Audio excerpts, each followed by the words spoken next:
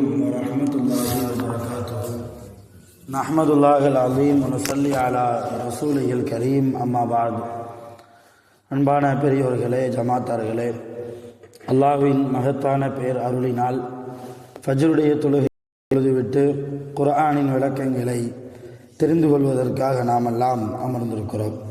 ரப்பு சுப்ஹானஹு வ தஆலா நம்முடைய எல்லா அமல்களையும் பரிபூர்ணமாக கபூல் செய்வானாக. ஆமீன்.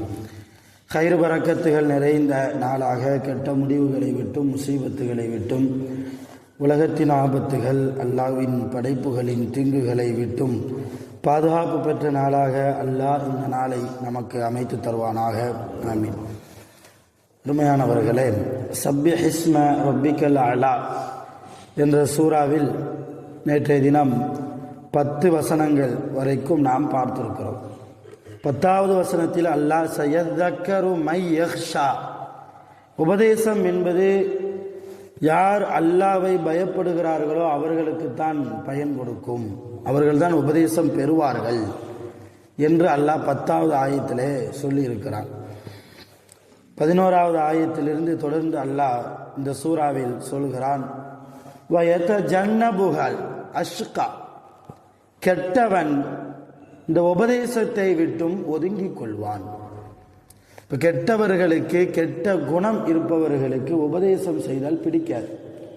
அதிலும் குறிப்பாக அல்லாஹ்வுடைய ரசூல், குர்ஆன், ஹலால் ஹராம் இல்லையா, இது போன்ற மார்க்கம் சம்பந்தமான விஷயங்களை உபதேசமாக ஒரு ஆலிமோ அல்லது மற்ற யாரோ ஒரு நபரை கூப்பிட்டு சொல்கிற போது சொல்லப்படக்கூடிய நபர் கெட்ட மனிதராக இருந்தால் உபதேசம் அவருக்கு என்ன ஆகாது, பிரயோஜனம் அளிக்காது. அவர் அந்த உபதேசத்தை விட்டும் முழுமையாக விலகிக் கொள்வார்.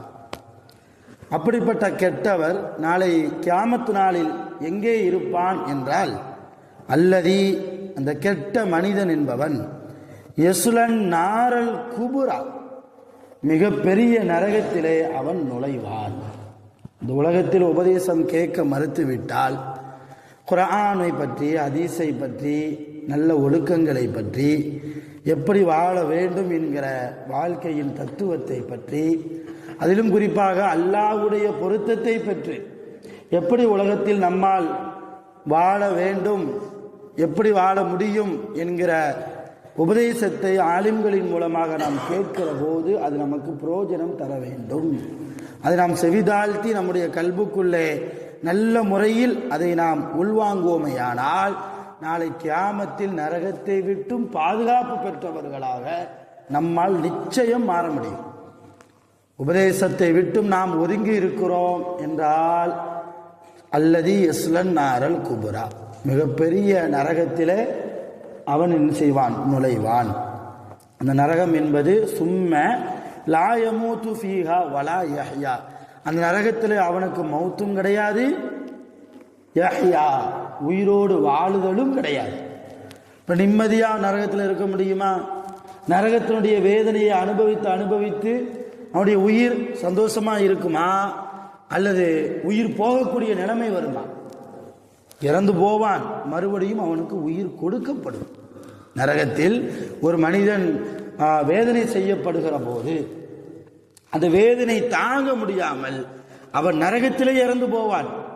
மறுபடியும் இறந்து போன அந்த மனிதனுக்கு அல்லாஹ் என்ன செய்வான், மறுபடியும் உயிரை கொடுப்பான். இதற்கு சொர்க்கத்துக்குள்ள போக வைக்கவா?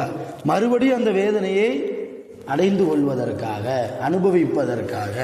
இப்படியே அல்லாஹ் நாடுகிற வரைக்கும், அல்லாஹ் அந்த அடியானை சொர்க்கத்தில் நுழைய வைப்போம் என்று அல்லாஹ் நாடுகிற வரைக்கும் அந்த அடியா எங்கே தான் இருக்கணும், நரகத்தில் தான் கிடக்கணும். நரகத்தினுடைய வேதனையால் உயிர் போகும், உயிர் வரும், உயிர் போகும், உயிர் வரும். இப்படியே தொடர்ந்து நினைத்து பாருங்கள் அருமையான பெருமக்களே. நரகத்திற்குள்ளே நுழையக்கூடிய அளவுக்கு நம் உடம்பில் தெம்பு இருக்கிறதா, சக்தி இருக்கிறதா? நரகத்தின் வேதனையை அனுபவிக்கிற அளவுக்கு நம் உடம்பில் என்ன சக்தி, வலு இருக்கிறது? இது மிகப்பெரிய கொடூரமான நரகம் இல்லையா? ஆதம் அலைஹிஸ்ஸலாம் சொர்க்கத்திலிருந்து அல்லாஹ் ஆதம் நபியை பூமிக்கு இறக்குனதுக்கு அப்புறம் ஆதம் நபி சாப்பிடணும், உயிர் வாழணும்னா சாப்பிடணும் இல்லையா? இப்போ சாப்பிடுவதாக இருந்தால் சமைக்கணும். ஜிப்ரீல் அலைஹிஸ்ஸலாம் அவர்கள் ஆதம் நபிக்கு எல்லாத்தையும் கற்றுக் கொடுக்குறாங்க. உயிரோடு வாழ்வதற்கு உலகத்தில் எப்படி சாப்பிட்டா உயிரோடு வாழலாம் எல்லாத்தையும் கற்றுக் கொடுக்குறாங்க. அப்படி கற்றுக் கொடுக்குற போது ஜிப்ரீல் அலைஹிஸ்ஸலாம் இடத்தில் ஆதம் அலைஹிஸ்ஸலாம் கேட்டாங்க, ஜிப்ரீலே, சமைப்பதாக இருந்தால் நெருப்பு வேணுமா இல்லையா? நெருப்பு இருந்தால் தானே சமைக்க முடியும். நான் நெருப்புக்கு எங்கே போவது, நெருப்புக்கு என்ன செய்யறது, எல்லாத்தையும் சொல்லித்தாரீங்க, இந்த நெருப்புக்கு என்ன செய்யறது என்று கேட்ட உடனே ஜிப்ரீல் அலைஹிஸ்ஸலாம் நேரம் மேலே போயிட்டாங்க. போயிட்டு கீழே வந்தாங்க. கீழே இந்த பேரித்தம்பழத்தினுடைய கொட்டை இருக்கு பாருங்க, அந்த கொட்டையில் பாதி கொட்டை அளவுக்கு நெருப்பை கொண்டு ஆதம் நபியினுடைய முகத்துக்கு முன்னால் இதா உங்களுக்கு நெருப்பு, இதோ இந்த நெருப்பை வைத்துக் கொள்ளுங்கள் என்று கொடுக்கிற போது ஆதம் நபி அந்த நெருப்பிலிருந்து வரக்கூடிய உஷ்ணம் தாங்க முடியாமல் முகத்தை திருப்பி கொண்டாங்க. முகத்தை என்ன செஞ்சுக்கிட்டாங்க? திருப்பிட்டு, என்ன ஜிப்ரீலே, இப்படியா நீங்க உஷ்ணங்கள் நிறைந்த ஒரு நெருப்பை முகத்துக்கு பக்கத்தில் வைக்கிறீங்களே என்று சொன்ன போது ஜிப்ரீல் அலைஹிஸ்ஸலாம் என்ன சொன்னாங்க தெரியுமா? ஆதம் நபியே, அவசரப்படாதீங்க, இந்த நெருப்பு நான் நரகத்திலிருந்து எடுத்துட்டு வந்த நெருப்பு, அது உங்களுக்கு நல்லா தெரியும். மேலே போயிட்டு கீழே நெருப்பை கொண்டு வரோம்னா நரகத்திலிருந்து தானே கொண்டு வருவேன். ஆனால் இந்த நெருப்பை நரகத்திலிருந்து எடுத்து டைரக்டா உலகத்துக்கு நான் கொண்டு வரல. என்ன செஞ்சிருக்கிறேன் தெரியுமா? அந்த நெருப்பை நரகத்திலிருந்து எடுத்து சுவனத்து ஆற்றிலே 70 முறை முக்கி எடுத்ததற்கு பின்னால் தான் நான் உலகத்துக்கே கொண்டு வந்தேன். இப்போ சுவனத்தில் ஓடக்கூடிய ஆற்றுல 70 முறை அந்த நெருப்பு முக்கப்பட்டது. முக்கி எடுத்து அதற்கு பின்னாலும் கூட அதனுடைய உஷ்ணம் ஒரு நபிக்கே தாங்க முடியவில்லை என்றால் நாம் எல்லாம் ஏமாத்திரம். எந்த ஆற்றிலையும் எந்த நரகத்தையும் அல்லாஹ் போட்டு முக்காமல் ஒரு அடியானை அவன் செய்த பாவத்தால் நல்ல உபதேசத்தை பெறாத காரணத்தால் அல்லாஹ் அப்படியே அவனை நரகத்திலே போடுவான் என்றால் எந்த தண்ணீரிலும் நினைக்கப்படாத அந்த நரக நெருப்பு பயப்பட வேணுமா வேண்டாமா? அருமையானவர்களே, இதைத்தான் அல்லாஹ் சொல்கிறான். இந்த நரகத்தில் இருக்கக்கூடிய ஒரு அடியானுக்கு மௌத்தும் கிடையாது, ஹயாத்தும் கிடையாது. அவன் மௌத்தாகுவான், ஹயாத்தாகுவான், மறுபடியும் உயிர் கொடுக்கப்படும், மறுபடியும் மௌத்தாகுவான், இப்படியே ரொட்டேஷன் திரும்ப வரும். இப்போ யாரு தான் சொர்க்கத்துக்கு போறது என்றால் அதையும் அல்லாஹ் இந்த சூறாவில் சொல்கிறான். அடுத்த ஆயத்திலேயே கது அஃப்லஹ மன் தஸக்கா, நிச்சயமாக யார் தன்னை பரிசுத்தப்படுத்துகிறார்களோ, யார் தன்னை பரிசுத்தப்படுத்துகிறார்களோ அவர்கள் வெற்றியாளர்கள். யார் வெற்றியாளர்களாக இருப்பார்களோ அவர்கள் எங்க போவாங்க? சுவனத்திலே நுழைவார்கள். இப்ப தன்னை முதல்ல பரிசுத்தணும். இன்னைக்கு நம்ம வீட்டில் நிறைய அழுக்கு இருக்கு, அதை கூட்டுவதற்கு பதிலாக அடுத்த வீட்டை எட்டி பார்க்கிறோம். யதார்த்தம் அதுதான்.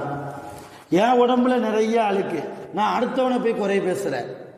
எப்படி என்ன முதல்ல நான் பரிசுத்தப்படுத்தணும்? பொய் பேசுவதிலிருந்து, புறம் பேசுவதிலிருந்து, வட்டி வாங்குவதிலிருந்து, விபச்சாரம் செய்வதிலிருந்து, மதுவினுடைய தொடர்பிலிருந்து, இல்லையா, பாவமான காரியங்களிலிருந்து, ஷைத்தானுடைய அந்த தூண்டுதலிலிருந்து, தீங்கிலிருந்து நான் முதல்ல என்னை நான் பரிசுத்தப்படுத்தணும். நான் பரிசுத்தம் ஆயிட்டேனா அடுத்து என் மனைவியை நான் பரிசுத்தப்படுத்தணும். என் மனைவியை நான் பரிசுத்தப்படுத்திட்டேனா அடுத்து என் பிள்ளைகள், அடுத்து என்னுடைய பெற்றோர்கள், என் பொறுப்பில் இருப்பவர்களை எல்லாம் முதலில் நான் தூய்மையானவர்களாக பரிசுத்தவான்களாக மாற்றி முடித்ததற்கு பின்னால் தான் மூணாவது மனுஷனை பற்றி யோசிக்கணும். இன்னைக்கு நம்ம வீட்டிலேயே அப்படித்தான் இருக்குது நிலைமை. அடுத்த வீட்டில் போய் நாம உபதேசம் செய்தால் எந்த அடிப்படையில் இது கூடும்? இப்போ வெற்றியாளர்களாக நாம் இருப்பதாக இருந்தால் முதல்ல என்ன செய்யணுங்க? நம்மளை நாம பரிசுத்தப்படுத்தணும். ஒரு கால்குலேஷன் போட்டு பார்க்கணும். காலையில் எழுந்தது முதல் இரவு படுக்கைக்கு போகிற வரைக்கும் எத்தனை பொய்கள் பேசுகிறோம், எத்தனை பேரை பற்றி புறம் பேசுகிறோம். பேசவில்லை என்றால் அந்த இரவு உண்மையிலேயே 2 ரக்காத் அல்லாஹ்வுக்கு தொழுது நன்றி செலுத்துங்கள். அப்படி பேசியிருக்கிறீர்கள் என்றால் அப்பொழுதும் 2 ரக்காத்து தொழுது அல்லாஹ்விடத்தில் தௌபா கேளுங்கள்.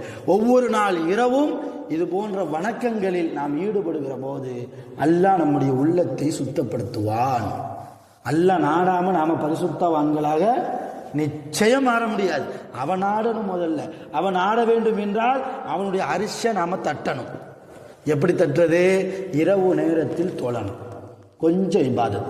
ஊரெல்லாம் உறங்குகிற போது கொஞ்சம் ஒரு 12 மணிக்கு ஒரு 2 மணிக்கு எந்திரிச்சு ஒரு 2 ரக்காத் ஒரு அரை மணி நேரம் அல்லாஹ்வுக்காக ஒதுக்கி விட்டால் அல்லாஹ் நம்மை சுத்தப்படுத்துகிறான். நம்மை சுத்தப்படுத்தி விட்டால் நாம் வெற்றியாளர்கள். நாம் வெற்றியாளர்களாக ஆகிவிட்டால் நாம் நரகத்தை விட்டு பாதுகாப்பு பெற்று சுவனத்திற்குள்ளே நுழைவோம். அப்படிப்பட்ட வெற்றியாளர்கள் என்ன செய்வாங்க தெரியுமா? அதையும் அல்லாஹ் சொல்றான். வதகரஸ்ம ரப்பிஹி. அடுத்த ஆயத்திலே அந்த வெற்றியாளன் தன்னை பரிசுத்தப்படுத்தக்கூடியவன் என்ன செய்வான்? வதகரஸ்ம ரப்பிஹி, தன்னுடைய ரப்பை திக்ர் செய்வான். இன்னைக்கு திக்ருங்கிற அமலே போச்சு இல்லையா? ரப்பை திக்ர் செய்வான் அதிகமாக. தொழுகையில மட்டும் கிடையாது, சலாம் கொடுத்ததுக்கு அப்புறம் மட்டும்தான் சுபான் அல்லா அல்ஹம்துலில்லாஹ் அல்லாஹ் அக்பர் லா இலாஹ இல்லல்லாஹ் சொல்லணும் அப்படி கிடையாது. எங்கெல்லாம் இடம் சுத்தமாக இருக்கிறதோ அந்த இடத்துல நீங்க இருக்கும் காலமெல்லாம் கை வேலை பார்க்கும், கால் வேலை பார்க்கும், நாவு சும்மா தானே இருக்கும். திக்ர் செஞ்சுக்கிட்டே இருக்கலாமே. எத்தனை சுப்ஹானல்லாஹ் ஒரு நாளைக்கு சொல்லி விடலாம், எத்தனை முறை அஸ்தக்ஃபிருல்லாஹ் இஸ்திக்ஃபார் செய்து விடலாம், எத்தனை முறை அல்ஹம்துலில்லாஹ் அல்லாஹ் அக்பர் இப்படி திக்ர் செய்து கொண்டே இருக்க வேண்டும். அப்ப தன்னை பரிசுத்தப்படுத்தக்கூடியவன் அல்லாஹ்வை திக்ர் செய்வான், அல்லாஹ்வுடைய திருநாமத்தை கூறிக்கொண்டே இருப்பான். ஃபஸல்லா, அடுத்து என்ன செய்வான்? தொழுவான். இரவு ஃபர்ல் அல்ல, ஃபர்ல் அல்லாத மற்ற தொழுகைகளை என்ன செய்வான்? அவன் தொழுவான். பல், ஆனா நீங்க எல்லாம் அப்படி இருக்கிறீங்களான்னு அல்லாஹ் கேள்வி கேட்கிறான். பல் அப்படின்னா நீங்க இருக்கிறீங்களா? வெற்றியாளர்களாக நீங்க இருக்கிறீங்களா? அல்லாஹ்வை திக்ர் செய்யக்கூடியவர்களா இருக்கிறீங்களா? இரவு நேரத்தில் தொழக்கூடியவர்களா இருக்கிறீங்களா? இல்லையே. துஸிரூனல் ஹயாத்தத் துன்யா, நீங்க என்ன செய்றீங்க? இந்த உலக வாழ்க்கையை தேர்ந்தெடுத்து கொண்டீர்கள். மறுமையை விட இந்த உலக வாழ்க்கை எனக்கு போதும், இந்த உலகத்தில் உள்ள சம்பாத்தியம் போதும், பொருளாதாரம் போதும், 500 1000 2000 கிடைச்சா போதும், அல்லாஹ்வுடைய நன்மையை விட்டும் புறந்தள்ளி உலக வாழ்க்கையை அல்லவா நீங்கள் தேர்ந்தெடுத்து கொண்டீர்கள்.